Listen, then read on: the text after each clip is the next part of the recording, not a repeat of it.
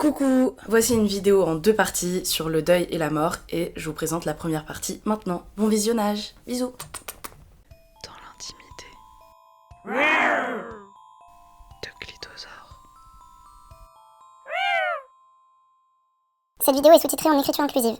Pour une meilleure lisibilité, nous avons choisi d'utiliser le point. Par exemple, vous êtes enjoué et point E. Nous accueillons les retours avec grand plaisir, si le point ne vous paraît pas la meilleure option en termes de lisibilité. Bonjour, bienvenue dans Clitosaure pour un épisode spécial deuil et ASMR. Vive la mort. Bah bonjour. On va parler de mort et de deuil. Je t'ai proposé de parler de notre rapport à la mort parce que toi t'as une histoire vraiment particulière. Bah en vrai elle est très lambda mon histoire mais j'ai une... Enfin, en plus ça tombe super bien en termes de date parce que du coup on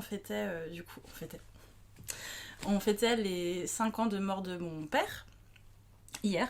Donc moi je voulais te proposer ce sujet-là parce que je pense que j'ai commencé à parler un peu plus, à m'intéresser un peu plus à la mort parce que toi t'as commencé à en parler justement parce que tu veux pas qu'il y ait justement parce que c'est arrivé que ton père est décédé et tout, bah tu t'as souvent dit non mais moi je fais des blagues sur mon père, enfin sur mon père qui est mort et tu y fais souvent référence et tout et j'ai commencé à me dire putain mais c'est vrai qu'en fait même si à chaque fois je suis là non mais c'est bon ça me dérange pas, enfin genre je sais que je vais mourir et j'ai pas de problème avec ça, je me rends compte que j'en parle pas forcément trop dans ma vie de tous les jours. Et ouais, et aussi j'ai écouté le super podcast que tu m'avais conseillé, Mortel, par Jack Parker. Ouais, voilà. Et en plus, la semaine dernière, justement, je pense que t'as fait référence à l'anniversaire de mort de ton père. Et c'est là que t'as vraiment raconté le jour de sa mort. Et avant, je connaissais pas vraiment cette histoire. Alors du coup pour raconter cette journée, alors en gros, donc moi à cette époque-là, donc c'était en novembre 2015, donc j'habitais seule chez mes parents à ce moment-là, mon adelphe du coup vivait plus du tout, enfin on vivait plus ensemble depuis longtemps. Moi je partais, j'avais un entretien d'embauche tôt le matin pour un stage, donc bonne journée qui commence, et je pars de chez moi, et en fait en ouvrant la porte, je tombe nez à nez avec une petite équipe de flics qui était prêts à sonner. Donc du coup la surprise était assez genre vous ici mais que faites-vous là? Et le premier truc qu'ils m'ont demandé c'est qui j'étais, s'ils pouvaient rentrer, si ma mère était là. Et je crois que je leur ai dit que non. Ils ont voulu rentrer pour me parler. Et moi le premier truc qui s'est connecté dans ma tête c'est putain ma mère elle fait du trafic de quelque chose, c'est sûr et certain, elle veut l'arrêter et tout, j'ai pas du tout envie de participer à ça. Du coup je leur dis bah non j'ai un entretien d'embauche, je suis désolée mais moi j'ai autre chose à faire, je vais pas rentrer vous parler, enfin j'ai pas, non. Et donc du coup je leur dis que j'ai un entretien et je les vois échanger un regard entre eux, du coup je pense qu'ils se sont dit genre bon on va pas lui niquer son truc, on la laisse partir. Donc ils ont pris juste le numéro de ma mère et puis on est parti de notre côté. Et sur le trajet moi j'ai fait un truc un peu con, mais j'ai envoyé un message du coup à mon adelphe et ma mère en disant bon bah il y a les flics qui sont passés à la maison, c'est chelou et tout, j'espère que vous êtes pas morte. Du coup en rigolant, et je m'apprêtais à renvoyer le même à mon père, et je me suis arrêtée en me disant genre mais non il va se foutre de ma gueule, enfin c'est débile, je vais pas lui envoyer ça. Bon, pour le fait que du coup il était mort. Donc non, mais toi, les chutes là, pour apprendre à écrire le scénario parce que. Pardon, je raconte. Ouais, je laisse vraiment pas planer le suspense. Ah ouais, en même temps, direct mon père était mort, vraiment le suspense il est plus là, tu vois. Mais j'ai pas encore dit comment il était mort. Oui, je peux faire jouer le suspense là-dessus. C'est vrai. C'est horrible. Quand t'as envoyé le message à ton adelphe et à ta mère, tu leur as vraiment envoyé en mode rigolade ou est-ce que t'étais quand même un peu stressée? Ouais. Alors je l'ai envoyé sous le ton de la rigolade sur le coup, genre en mode genre bah dis-moi que t'es pas morte. Mais j'étais un peu stressée, d'autant qu'il y a eu pas mal de soucis avec. Enfin, on a eu pas mal de soucis dans ma famille les fois précédentes, donc c'est vrai que j'avais un petit peu le stress quand même qu'il soit vraiment passé quelque chose. Et pour le coup, c'était plutôt sur mon adelphe que j'avais un gros stress. J'avais vraiment peur qu'il soit passé quelque chose de grave. Mais bon, j'ai mis ça vraiment dans un coin de ma tête et je suis partie à mon entretien, j'ai fait mon truc et puis. Ma mère m'a appelée quand je suis sortie du coup de l'entretien en disant bon bah il y a eu un problème avec la moto de ton père, je laisse des petits indices, il y a eu un problème avec la moto de ton père, rentre à la maison, faut qu'on s'en parle. Et sur le coup, je lui demandais du coup qu'est-ce qui s'est passé, où est papa et tout, elle me répondait pas. Et puis bon, bah j'ai compris, enfin, en fait, mon père était quand même un peu... c'était le patriarche de la maison, donc c'était un peu le rôle du père. En gros, il était toujours dans l'action, c'était toujours lui qui prenait en charge les choses. S'il y avait un problème, c'est souvent lui, enfin, c'était lui qui gérait comme le patriarche de la maison. Ouais, puis là, en plus, pourquoi ta mère s'occuperait de la moto de ton père, Oui, c'est quoi. ça n'a pas de sens. Donc, clairement, c'était juste logique que soit il avait eu un accident, qu'il était dans le coma, qu'il était mort, enfin là, en tout cas, quoi qu'il en soit, il n'était pas actif dans l'histoire, donc bon, bah j'ai connecté à ce moment-là. Toi, tu t'es dit... Est-ce qu'à ce moment-là, genre, tu t'es dit concrètement, mon père est mort, ou est-ce que tu t'es dit... peut-être... Est-ce que tu t'es raccroché au fait qu'il était potentiellement dans le coma, ou qu'il avait eu un accident, mais... Alors je crois que je pense que j'ai envisagé les deux. Je me raccrochais en me disant genre peut-être qu'il est que dans le coma ou qu'il a eu juste un accident et qu'il est juste en train d'être secouru, mais je sais pas, il y avait quelque chose de vraiment plombant qui me restait et j'avais vraiment l'intuition que non, c'était beaucoup plus vénère que ça et qu'il était effectivement mort. Et du coup j'ai rejoint mon Adelphes sur le chemin parce que du coup ma mère habitait en banlieue et on devait prendre le train depuis Paris pour la retrouver. Et en vrai, quand on s'est retrouvés, on s'est jetés dans les bras, nos bras mutuels, en mode genre, on sait très bien en fait à quoi on va. Enfin, on sait ce qu'on va entendre en arrivant de toute façon. On se l'est pas dit, on n'a pas débattu, on est resté dans le silence tout du long du chemin, mais on savait très bien. Et quand on est arrivé devant la maison, le premier truc qu'on a fait, c'est qu'on s'est pris la main, on s'est attrapé la main parce qu'on savait que là, fallait être dans la force et qu'il allait falloir, on allait entendre un truc qu'on n'avait pas envie d'entendre du tout. Et je pense qu'on a vraiment laissé tomber tout scénario pour se rassurer à ce moment-là. Vous vous êtes rien dit du tout dans le trajet? On a peut-être échangé quelques mots, mais franchement, je me rappelle pas du tout quoi. Et je pense qu'on a dû échanger 2-3 mots genre pour se dire bon, bah, qu'est-ce que maman t'a dit, qu'est-ce que t'as entendu, qu'est-ce que t'en penses. Et puis, enfin. Après, je pense il me semble qu'on s'est même raconté de la merde, genre vraiment juste pour passer le temps, parce qu'on. L'attente, franchement, ce temps. J'arriverais pas à le redire, enfin le revivre, mais je me rappelle que c'était un très très long moment entre le moment où on monte dans le train et le moment où on arrive. À la fois ça s'étirait et ça nous semblait interminable, à la fois tu t'as juste pas envie d'y arriver non plus, donc t'es un peu dans cette espèce de temps là qui se malaxe ou juste tu sais pas. Et en fait à partir du moment où on est arrivé, ma mère nous l'a dit tout de suite, genre bah voilà, il y a eu un problème avec la moto, votre père est mort. Ah ouais, comme ça? Franchement, elle était elle était elle-même très très mal, elle était en pleurs, elle était complètement sous le choc, elle était avec une amie à elle du coup. Et puis bon bah on s'est pris dans les bras tous les trois et puis bah on a pleuré, moi j'ai fait des malaises c'est ces crises d'angoisse où ton corps il dit genre ah trop de stress, non, allez hop, on dégage. Ouais. Je savais même pas que ça existait. La première soirée c'était un peu compliqué aussi parce que c'était bizarre comme ambiance, c'est que t'as possibilité de rien en fait, t'es juste dans l'attente de ce qui va se passer ensuite.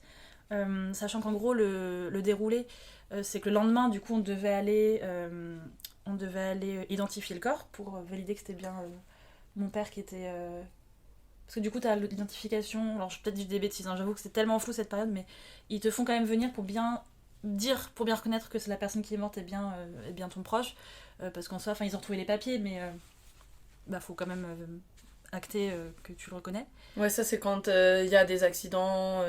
Des accidents, des meurtres, je pense que c'est comme ça. Et ouais. C'est toute la famille qui doit y aller, genre? Non, toi, non. Moi je voulais pas y aller, okay. Donc du coup les deux ils sont allés. Ah ouais. Mais non, moi je voulais pas. Et du coup c'était une position d'autant plus bizarre, pour moi en tout cas, c'est que le fait de ne pas être allé le voir, du coup il y avait juste l'absence en fait. Le choc, pour le coup j'ai vraiment l'impression qu'on m'avait assommé une première fois et qu'après je me suis réveillée genre complètement écorchée en fait, vraiment les douleurs étaient à vif, tout me faisait mal physiquement, mentalement, j'avais mal partout, c'était voilà, je le vivais à fond. Et du coup t'as décidé de pas aller le voir parce que ça te faisait trop de mal, mais en même temps tu regrettais de pas aller le voir, c'est ça? C'est pas que j'ai regretté, c'est que du coup ça m'a paru pas vrai, tant que j'avais pas vu le corps. En fait, comme c'était justement le mois de novembre 2015, les morgues étaient, c'est horrible à dire, mais étaient pas mal sous l'eau. Donc l'enterrement a eu lieu un peu plus de 10 jours après le décès. ce qui était long. Ah ouais, c'est clair. Et autant quand c'est quelques jours après, que tu vois le corps quelques jours après, ben ça fait chier, c'est douloureux, mais au moins ça t'aide à te rendre compte que la personne est... Enfin, en tout cas, moi, ça m'aidait de voir le corps pour me dire que la personne était bien morte. Parce que du coup, pendant 10 jours, j'étais vraiment dans cette espèce de temps un peu entre deux mondes, en fait, où vraiment j'étais... Juste pour moi, c'était vrai et c'était pas vrai en même temps. Je n'avais pas vu le corps, donc j'étais pas sûre. En même temps, je voyais bien que la personne n'était pas là. Mais ça me paraissait complètement improbable. Enfin... Ouais, c'était pas concret en fait. C'était juste, on t'a apporté une information, mais concrètement, en fait, ton père il peut très bien être en vacances. D'autant qu'en plus, on a un ami de la famille qui est venu s'occuper de nous. On a vraiment eu beaucoup de chance. On était très très entourés pour le coup sur les jours qu'on suivit. Enfin, les semaines qui ont suivi. On a beaucoup de gens de la famille, des amis, enfin, mes amis proches, des amis proches de ma mère, des amis proches de mon père, de la famille qui sont venus nous donner à manger, s'occuper de nous, passer du temps. Et notamment un très très bon ami de mon père qui lui ressemble quasiment comme deux gouttes d'eau, mais genre avec 20 ou 30 ans de moins, qui est venu passer quelques jours et qui vraiment, il nous faisait à bouffer tout le temps. Moi j'allais encore à la fac, donc du coup j'allais en cours, je rentrais de cours, ça faisait du bien. Mais il lui ressemblait beaucoup. Et un soir, je me suis réveillée en pleine... Ah oui, ça c'est un truc qui est mignon. Enfin, qui est mignon. Moi qui me laisse un très bon souvenir, malgré tout, parce que j'ai des très bons souvenirs de cette période-là quand même, c'est que le premier réflexe qu'on a eu avec ma famille proche, c'est qu'on a pris nos matelas de toutes nos chambres, on a tout mis dans le salon et on s'est fait un énorme dortoir dans le salon. Parce qu'on était incapables d'être seuls. Ouais.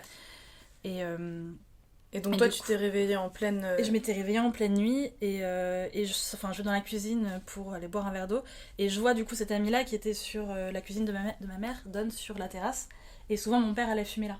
Et lui, il était, il était là en train de fumer sa pipe, je crois, et du coup j'ai vu juste ses cheveux un peu longs, à peu près à la même carrure que mon père de dos, en train de fumer et tu sais le moment de bad et de bug où tu sais très bien que c'est pas lui, mais dans un truc hyper fantomatique en pleine nuit, t'es là genre ah ouais quand même...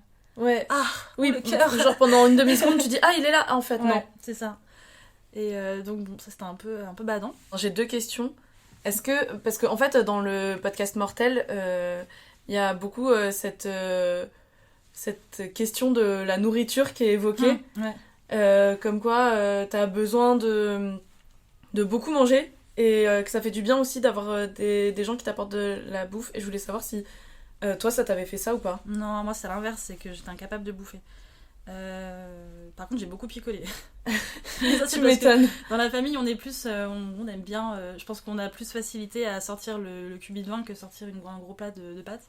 On se nourrissait pas très bien. Et pour le coup, c'est pour ça que ça faisait du bien d'avoir de la famille et des gens, c'est que du coup, les gens venaient nous préparer aussi à manger, s'occuper de nous. Là, t'as besoin de ces forces-là aussi. Ouais. Et après, et puis toutes les trois, du coup, on se soutenait aussi beaucoup là-dessus. C'est que quand on voyait que dans le trio, là, dans notre noyau central, si quelqu'un commençait à être pas bien, clairement les deux autres arrivaient et on se soutenait beaucoup. Enfin, ça a été... on avait pas mal de problèmes de communication dans ma famille avant tout ça. Et c'est vrai que cet événement-là a clairement marqué un truc on a vraiment... Ok, bon, là, on n'est plus que 3. On va plus déconner maintenant. On va vraiment prendre hyper soin les unes des autres donc qui restent, quoi. Du coup, merci... Merci papa pour la communication. T'as sauvé la communication de la famille. C'est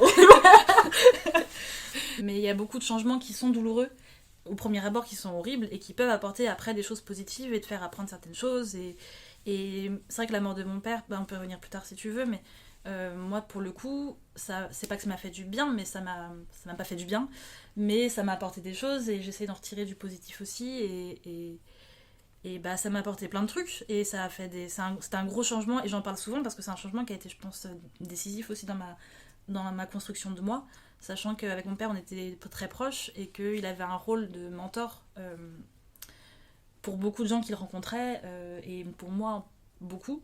Je pense que ça permet aussi de te décrocher de ça et d'apprendre à reconstruire qui tu es parfois en opposition, mais en tout cas en déconstruisant ce que lui a pu apporter de toi. Ouais, et être ton propre mentor. Le fait qu'il soit mort, c'était cool parce que... Enfin, c'était cool. On peut garder ce moment-là, s'il te plaît. En plus, je le dis tellement sérieusement. Ouais, non, j'adore. Du coup, en fait, t'as pas expliqué comment était mort ton père. Ah oui, c'est vrai, tiens. Et ben un accident de moto, tout comme moi en fait. Il a prouvé par A plus B que moto contre camion, c'est pas la moto qui gagne. Ouais. Donc du coup, c'était une mort assez rapide. Et c'est con, c'est vraiment une mort code en fait. En fait, c'est ça qui était super frustrant, c'est que vraiment, franchement, à quelques centimètres, j'ai encore un père aujourd'hui quoi. C'est con, toutes les morts c'est un peu con. Mais ouais, voilà. Et du coup, je l'ai vu le jour de la crémation. Donc tout le monde peut venir, c'est pas ouvert, c'est pas fermé quoi. Mais ils nous ont vraiment laissé un moment d'intimité, vraiment juste avec les très proches. Et du coup, tu peux t'asseoir à côté, tu peux le toucher si t'en as envie, si t'as besoin. Moi, j'ai eu besoin de le toucher, de pouvoir toucher le corps de l'épaule de mon père. Et Ça t'a fait quoi? et bah alors justement, ça a été un poids qui s'est envolé. C'était douloureux, hein, je dis pas que c'était le meilleur moment de ma vie, mais le voir, le premier truc que j'ai dit tout fort, c'est c'est pas mon père ça. Et vraiment, je voyais que c'était un corps, c'était vraiment. Là, c'est vraiment mon ressenti personnel, hein. Je dis pas que tout le monde doit ressentir ça ou le ressent, mais de le voir, j'ai vraiment juste vu une enveloppe charnelle qui avait cessé de fonctionner et l'étincelle de ce qui me fait penser à mon père, de ce qu'était mon père, je l'apercevais pas du tout. Et du coup, ça m'a fait du bien de me dire, bon bah, ok, il est mort, et je vois son corps là c'est mort, mais tout ce que je ressens de lui existe d'autre manière ailleurs aussi. Et ça m'a vraiment fait vraiment une décharge de... ok, en fait, ça veut dire qu'il y a plein de moments où je vais pouvoir le retrouver, même si évidemment il sera pas là comme je te vois toi, enfin, il y a plein de moments où je vais le retrouver autrement. Et c'est chiant, ça craint, parce qu'on va pas pouvoir discuter, mais c'est cool, c'est pas si... Enfin, c'est pas que c'est pas si pire, mais ça fait moins mal que ce qui s'est passé là où je savais pas où il était et que je comprenais pas ce qui se passait. Ça a vraiment assis le truc. Et du coup, j'ai eu un moment, ce moment-là. Il y a un truc, vraiment, c'est un truc hyper anecdotique, hein, je sais pas, mais j'aime bien raconter des trucs un peu inutiles. Mais je sais que j'ai phasé sur ses pieds. Ça me semblait hyper important que je vois ses pieds. Enfin, pas ses pieds nus, mais j'ai besoin de voir ses bottes, ses pieds. Enfin, il y a un truc d'ancrage, je sais pas pourquoi, un truc d'ancrage avec les pieds, genre si la personne. Je sais pas, j'ai phasé dessus, genre quand ils ont fermé le cercueil, parce qu'ils l'ont fermé du coup devant nous, j'étais en mode genre oh putain, j'ai pas eu le temps de regarder assez ses pieds, mais j'ai pas encore compris exactement pourquoi. Donc ça va être peut-être un jour je l'explorerai, pourquoi les pieds, mais C'est drôle. ouais, c'était bon, je me sentais un peu con, mais. Et voilà, et du coup après, il y avait la cérémonie avec les. Pas la mise en terre parce que mon père était incinéré, mais en tout cas juste avant t'as du temps pour que les amis de la famille, les proches, qui veut puissent venir parler, dire quelque chose. Et alors ça a été un moment, mais j'en garde un tellement bon souvenir dans toute cette partie atroce, vraiment hyper douloureuse. Cette partie-là m'a fait un bien. J'ai revu des gens avec qui j'ai grandi, qui étaient des amis de mes parents, qui étaient là pendant des années, qui ont fait partie du coup de ma construction, des gens qui aimaient mon père énormément pendant toute sa jeunesse, toute sa moins jeunesse, enfin toute sa vie quoi, et tout le monde était là, et tout le monde nous apportait tellement d'amour et tellement de soutien, et j'ai entendu tellement de belles choses sur lui, et toute cette émotion, enfin moi je me suis chargée d'un truc d'émotion tellement forte, et enfin tu reçois tout, et en plus avec l'hypersensibilité tu le reçois mais tellement fort, et il y avait tellement d'amour tout autour. Surtout, du coup, notre noyau de 3, on était choyés par tout le monde. Euh, et c'était vraiment un boost de vie, justement, énorme. Et j'ai pas envie de chialer, par contre. Oh mon bébé. Mais c'est plutôt l'émotion, c'est pas la tristesse du tout, c'est l'émotion de me rappeler à quel point c'était fou. Enfin, c'était fou d'avoir autant de vie de dans vie. Dans un cas de mort. Ouais, c'est ça. De vie et d'amour intense. Et entendre aussi la façon dont les gens percevaient. En fait, c'était deux choses différentes. C'était à la fois comment les gens percevaient mon père, ce qui était hyper intéressant et beau à entendre parce que clairement, les gens qui étaient là, c'était des gens qui l'aimaient. En plus, c'était beaucoup de gens qui l'aimaient beaucoup, qui l'estimaient énormément. Et à la fois, c'est des gens, quand tu vois les surprises de gens qui viennent. Qui ne connaissaient pas forcément ton père, enfin la personne qui est décédée, mais qui viennent te soutenir toi.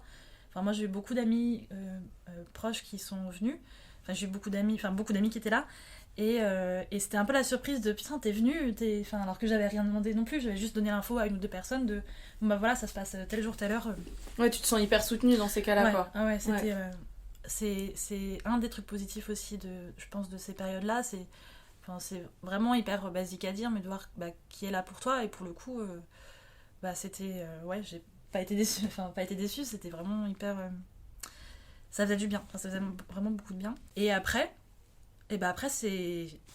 Ok, maintenant, qu'est-ce qu'on fait en fait? Et c'est l'après que je trouve le plus dur pour le coup. Enfin. Le plus douloureux pour moi, c'était les jours qui ont suivi l'annonce, parce que justement, c'était cet entre-deux où t'es juste dans la souffrance. On a la date du coup la date de l'enterrement ou de la crémation, et puis après, voilà, la vie continue quoi. Et c'est là que tu te rends compte que la vie elle continue sans la personne, et c'est là que ça te gifle en pleine gueule, genre ah ok, donc du coup, tous les gens là qui me soutiennent et qui me font du bien et qui donnent un côté un peu exceptionnel entre guillemets à la situation. S'en vont, et du coup faut reprendre la vie normale, sauf que la vie elle est plus normale, surtout que moi j'habite en plus avec eux, donc à ce moment là tu réapprends aussi à vivre avec cette absence que tu vois concrètement. Faut gérer les affaires, faut gérer la paperasse, faut gérer le notaire, la succession, faut gérer toutes ces merdes en fait. Et ton Adelph est repartie vivre là où elle vivait. Donc du coup on s'est retrouvés, ma mère et moi, toutes seules ensemble. Puis du coup il y a aussi ça à gérer, j'imagine, le deuil, en plus de ton propre deuil, le deuil de ta mère. Ouais, qui a été très dur. Ouais. Et du coup c'est à ce moment là que j'ai commencé à rechercher très activement des vidéos de gens qui parlent de comment ils ont perdu leur père de manière brutale, ou leur père ou n'importe quel parent en fait, mais c'était important pour moi que ce soit le père. Je sais pas pourquoi j'ai autant phasé là-dessus. J'avais une relation vraiment hyper proche de lui, donc du coup je voulais entendre des gens qui me parlaient de leur père qui était décédé. Et c'est là que du coup les podcasts mortels ont été super salvateurs, parce que Taos Maragchi, du coup, elle a perdu son père de manière un peu, peut-être moins brutale, mais quand même brutale. Ouais, elle l'explique dans son podcast que c'est pas brutal, et c'est moins brutal parce que c'était attendu. Mais et il y a un épisode qui est sur justement les morts brutales, où elle explique que elle sait pas ce que ça fait de ressentir une mort comme ça. Ouais. Mais quand même, je pense que elle a beaucoup développé sur son lien à son père et ce que ça implique de le perdre. Et sur le deuil et tout. Et c'était et en fait c'est ça qui m'a manqué, c'est que on n'a pas du tout de mode d'emploi. On représente justement très peu la mort, je pense, dans les médias traditionnels. On la représente de manière assez douce, et on passe beaucoup dessus. Il y a un gros tabou là-dessus, je pense. En tout cas en Occident, clairement, c'est pas du tout représenté. Ouais, puis sans qu'il y ait forcément de mode d'emploi, parce que j'imagine que le deuil est propre à chacun, à chacune, et en plus il doit être différent en fonction des personnes qui meurent, en fonction de ton contexte de vie et tout. Mais juste on n'est pas préparé, je pense qu'on n'est jamais totalement préparé, mais je pense que le fait d'en parler, ça peut aussi aider à savoir que ça existe, quoi. Même si ça sera quand même douloureux, mais et puis peut-être que sans forcément que ça prépare aussi les autres à savoir comment réagir. Tout peut-être. à fait, c'est exactement ça. Quand je parle de mode d'emploi, c'est pas tant tel jour tu vas ressentir ça, puis ça, puis ça. C'est vraiment, voilà, déjà comment ça se passe de manière vraiment très, très... Ça, on peut trouver facilement de savoir comment ça se passe quand une personne meurt, comment... t'as des conseils, les pompes funèbres en soi sont hyper dans le conseil. Ça coûte la peau du customer, mais au moins il y a un bon suivi, un accompagnement qui est bien fait. Par contre, dans l'émotion, moi je me suis retrouvée vraiment paumée à me dire, mais en fait c'est quoi les émotions par lesquelles t'es censée passer? Moi j'arrivais pas très bien non plus à déterminer tout ce que je ressentais à ce moment-là. Il y avait tellement de choses, et en même temps ça me manquait d'avoir une personne qui me dise voilà, j'ai vécu ça, j'ai ressenti ça, c'est normal si tu ressens ça. Après, on en parle vraiment très peu, pas assez, et effectivement comme ça change aussi selon les situations. J'ai beaucoup de mal à trouver des témoignages qui faisaient vraiment résonance avec ce que je ressentais. Et par la suite du coup j'ai eu trois proches qui ont perdu leurs parents, un de leurs parents de manière assez brutale et violente. Et pour le coup justement ça m'a fait du bien et un peu catharsis aussi de pouvoir être là pour ces personnes-là, et pouvoir leur dire, bon bah voilà, si tu ressens, là ce que tu ressens, c'est normal, tu vas probablement ressentir ça à un moment donné, ou peut-être pas, mais en tout cas c'est possible que tu ressentes ça. Et puis bah... Puis te dire aussi que ces personnes elles font partie du même groupe, quoi. Non? Du même groupe, genre club de parents morts. Ouais. Ah, de ouf. Franchement, on faisait des, on faisait des blagues de parents, de papas morts, pas mal. Cette impression de club de parents morts, en tout cas moi je l'ai ressenti quand j'ai rencontré des gens qui avaient perdu leurs parents aussi. Quand il y avait des gens autour de moi qui essaient de me réconforter, j'étais hyper réceptive et ça me faisait du bien que les gens soient autour de moi, mais je sentais aussi que ils n'avaient pas forcément toute la compréhension de ce que je pouvais ressentir, parce que forcément ils n'y passaient pas, et tant mieux. Mais le fait que ce soit des gens qui n'étaient pas concernés, il y a aussi ce truc de les mots sont pas exactement les bons pour te rassurer, parce que tu sais, bah, d'une part qu'il y a ce tabou de la mort où ça peut mettre mal à l'aise les gens quand on parle, et en plus comme ils savent pas exactement par quoi tu passes, ils peuvent avoir des mots qui sont maladroits. Bon, après c'est pas grave, c'est juste que du coup c'est pas complètement ça fait pas complètement du bien, et du coup moi à part en parler à ma famille proche, bah j'avais pas forcément de personnes à qui en parler pour que voilà, personne n'avait vécu la même chose, et franchement tant mieux. Mais tu connaissais vraiment personne, toi, dans son entourage qui avait... ma mère avait perdu son père, mais pas aussi jeune que moi, et c'était d'un cancer long, et c'était pas la même situation du tout. Ouais, puis bon, ta mère, Et pas puis, évident d'en parler à... ouais. Enfin, elle avait pas autre chose à foutre, parce que t'es quand même sa fille, et que...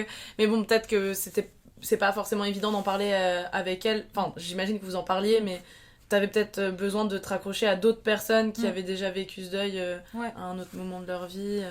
C'est ça, puis voir aussi à quelle étape, quand c'est quelqu'un qui l'aurait vécu bien plus tôt, de voir combien de temps ça dure, c'est cool, mais combien de temps ça va durer en fait. Et te rassurer aussi, te rassurer que de dire que tu peux, t'en sors au bout d'un moment, quoi. Ouais, c'est ça, que ça s'adoucit. T'en sors pas vraiment, mais ça s'adoucit énormément, et ouais, j'avais envie d'entendre d'entendre vraiment le vrai, les vraies choses, et que c'était normal que, je sais pas moi, 2 ans après, d'un coup tu te retrouves avec une crise de larmes, et que tu sois dans la même douleur que plusieurs années auparavant, et qu'après ça reparte, et puis que ça arrive de moins en moins. Enfin, c'est des choses qu'on te dit pas forcément, sauf si... Ouais, qu'on dit pas forcément.